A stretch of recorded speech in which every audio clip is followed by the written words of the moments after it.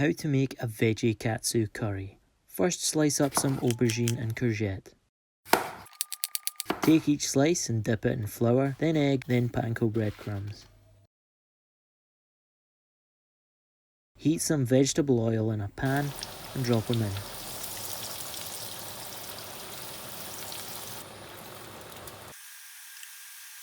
With the sauce, melt some butter in a pan, add a little flour bit by bit, whisking until you have a roux. Then prepare some stock and add that bit by bit.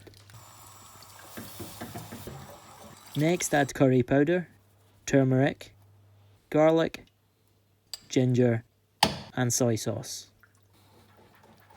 Serve with some rice and maybe a bit of salad and enjoy.